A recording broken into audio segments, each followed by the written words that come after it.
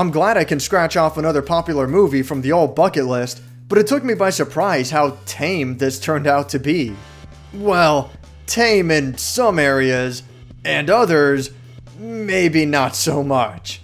I don't really have a whole lot to say about this one, which is good for me. This will be an easy one to write a review for and edit, but I will say that it's a simple, fun, and overall a pretty enjoyable movie. The story follows two ace fighter pilots who go by the call signs Maverick and Goose. They've been accepted into the Navy's most prestigious flight academy, Top Gun. Maverick is a hotshot who's always showing off and flies dangerously, relying more on his instincts than on trusted maneuvers. Very, very cliche stuff. And while I don't want to say that it's well written, I do find the character to be enjoyable. You guys really are cowboys. What's your problem, Kazansky?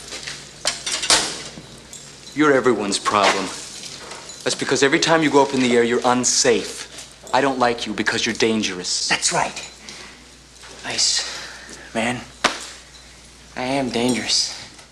There's some great character development where Maverick keeps saying, "I'm sorry, I won't let you down, I'll follow the rules next time," yada yada. I gotta be straight with you, Mav. Right now, I just hope we graduate. I got a family to think about. I can't afford to blow this. I guess that flyby wasn't such a big hit, huh? But he never actually changes or learns until he falls into a major accident.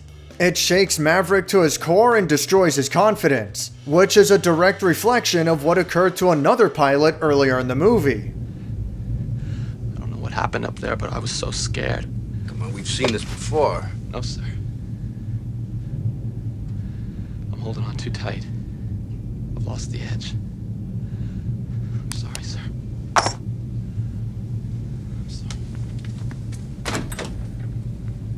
Of course, he manages to turn it all around at the last minute and becomes the hero.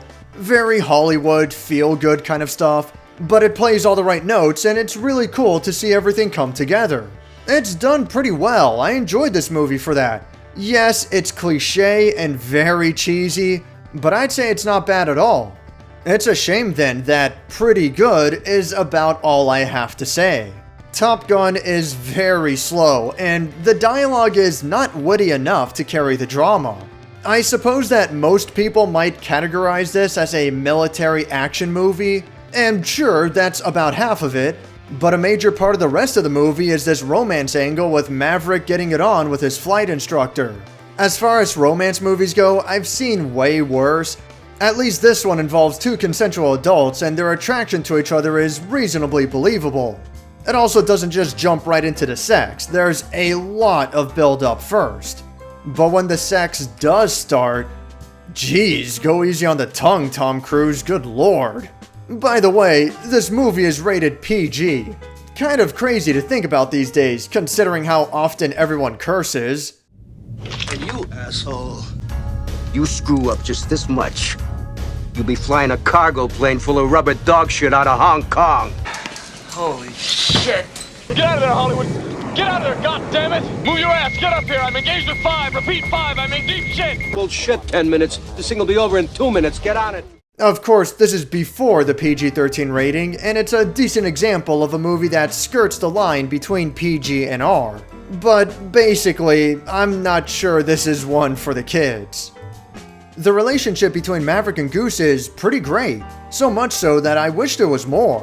Goose is more grounded, has a wife and a kid, and has a lot more to lose because of that. But he loves to fly, and he always has his friends back. Again, a lot of this stuff is very cliche, and I feel like I might not have a whole lot to say because of that, but it's still a very fun movie. Although, keep in mind that this movie can potentially be a little bit gay out of context.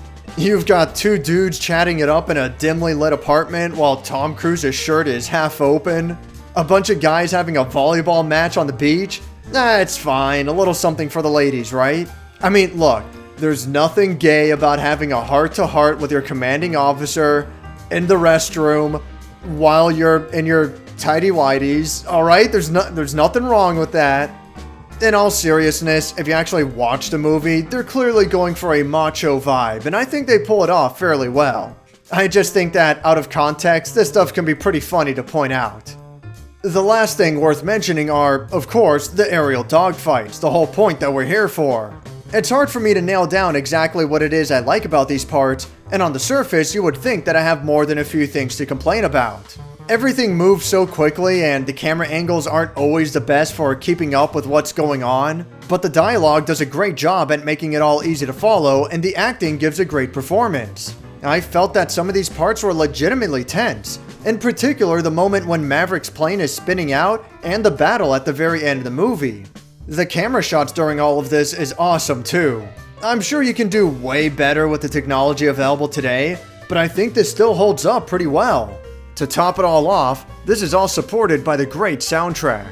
There's the famous theme song by Kenny Loggins, of course, but even the general background music during the action scenes gets me pretty pumped.